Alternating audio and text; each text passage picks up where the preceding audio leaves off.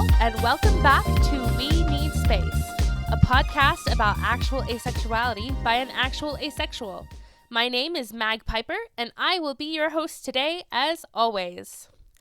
By popular demand, in other words, people voted on the poll on my Twitter. Huge thanks to all of you. We're going back to completely scripted episodes. They sound less personal, but more put together, and are honestly less stressful for me. I'm always down for things that make my life easier. It seems I used a term last episode that apparently wasn't widely known. Allosexual. That's the term for people who experience sexual attraction. Allo is generally how the term is shortened, and can refer to alloromantics as well. I think part of me assumed that it was a commonly known thing, but, well, we all know what happens when we assume things. Another word for the same thing is Z-sexual, which is a slightly newer term. Some people prefer using Z-sexual because it starts with Z, which is the opposite of A. I don't think it's as fun to say as allosexual, though. In other news, I came out to a new coworker the other day with a bad pun. Go me!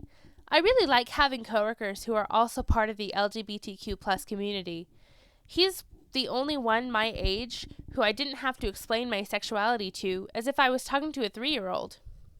Maybe my standards are low. I guess I never thought about what it would be like coming out to people who get it.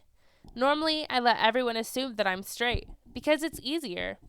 Sure, if they annoy me about my non-extant love life, I might tell them, but the 3-hour interrogation that ensues isn't fun. My new coworker is part of the community, and I was desperately trying to think of how to let him know that, hey, we're in this together. In fact, I almost cut myself worrying about it because I have no chill whatsoever. Then the answer dropped into my lap. Another coworker asked me to run her an errand, and I had the time, so I did. When I got back, I said, "Aced it!"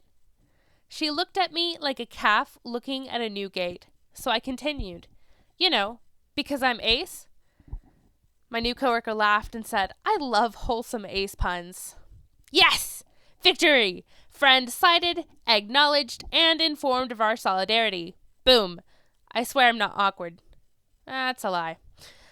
I circled back around later and said, "You could even say I'm straight as an arrow," to which the old coworker stared blankly, and the new one laughed. Ha! Chalk another one up for Mag. That wasn't weird at all. Right? Right. But that was it. The end of the conversation. No, what is asexuality? No, does that mean you don't date? No, don't you think this video of a guy doing naked push-ups on the beach is neat? Yes, that is an actual thing that an allo friend of mine did. She said, "Hey Mag, look at this," and showed me the back of a heavily muscled and probably oiled young man doing push-ups in his birthday suit. I said, "That's a nice beach," and went about my day. To my satisfaction, she was unsatisfied with this interaction. I need more real-life LGBTQ+ friends. People who just say, "I get it," and go on. We've talked about it since, small snippets of conversation here and there. Well, I say that, but I've pretty much brought it up every time we've talked since I made the pun. I'm sorry, man. I'm just so relieved to have someone to talk to about it. Anyways, after our few convergences as fellow queers, I thought about the relationships I had with others in the community before I realized I was part of it. I thought about the guy I thought I had a crush on in 9th grade, the one I didn't realize was gay until he graduated. I thought about the other guy I knew in 9th grade, who I knew was gay the moment he showed me his perfectly manicured and painted nails. I thought about my few queer coworkers from my last job, about the sweet lesbian customers who had their wedding photos developed in my department. I mourned that I was as an ally to those people, because I was sheltered and hadn't discovered even the concept of asexuality. I mourned that I wouldn't ever be able to go back to the conversations we had then and say, "I'm one of you. I belong here. I love you because I understand you," instead of, "I'm not one of you. I love you because I want to belong." Some of them I can't try again. I lost the chance to reconnect with them without a time machine. The others I'm afraid to try again. I'm afraid because of the groups of people who don't think asexuality is real. I'm afraid because you can't tell who wants to exclude asexuals and aromantics until it comes up. I'm afraid to bring it up at all. And yet, I want to just send them a message saying, hey, I want to be out to you. I want you to know who I am. I don't think I will. If it happens, it happens, but the more people who know, the closer I am to the closet door, the closer I am to someone opening it without my knowledge or consent. It terrifies me. In all honesty, I don't think I have been as comfortable with another adult as I am with my new coworker in quite some time. I passed him coming into work the day I wrote this episode, and my first thought was, friend! My second thought was, hey, I have a new joke to tell him. That's going to be fun. But that's beside the point. Anyways, I met this guy, 2 weeks ago? And I've already told him about the podcast. The only other IRL people who know about my podcast are my best friend, my favorite sister, and my therapist. And none of them listen to it because it's mine. And yet, I told my new friend and will be sending him a link once this episode is up. I just realized he's going to listen to this. Please don't be freaked out. I just have a lot of feelings and I'm also bad at words. So the feelings get typed out and then I record them and yeah.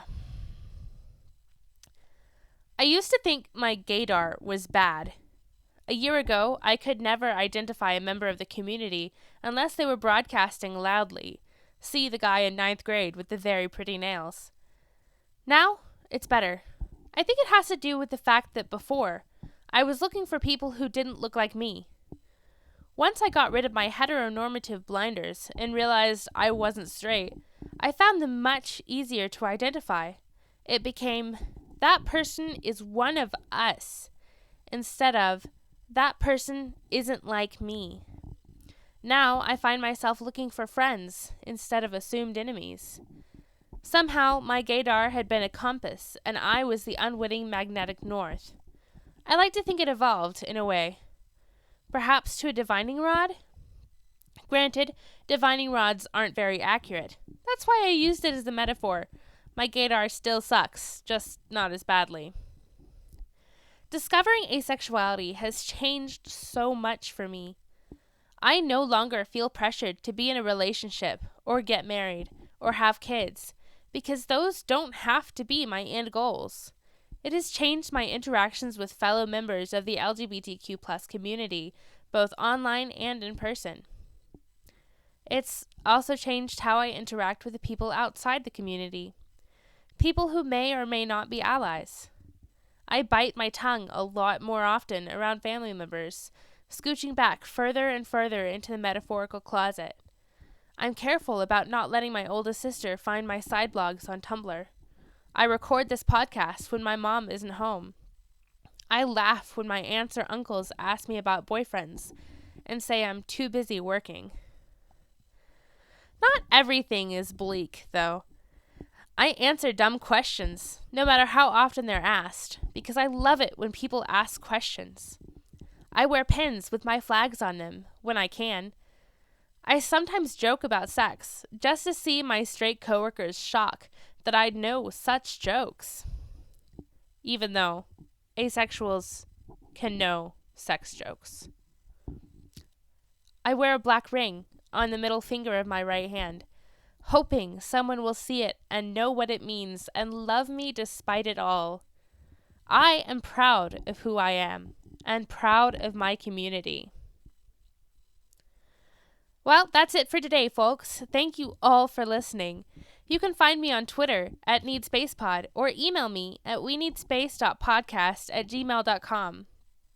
I encourage questions from listeners, whether they be about my own personal experiences or just about asexuality in general. If you like this podcast, please be sure to share it with a friend, and if you feel like it, buy me a coffee. The link is in the description, as well as in my Twitter bio. We Need Space updates every other Monday, and I will see you again in 2 weeks. The music I use is Mirror Mirror by Diamond Ortiz. This is Mag Piper, and you've been listening to We Need Space.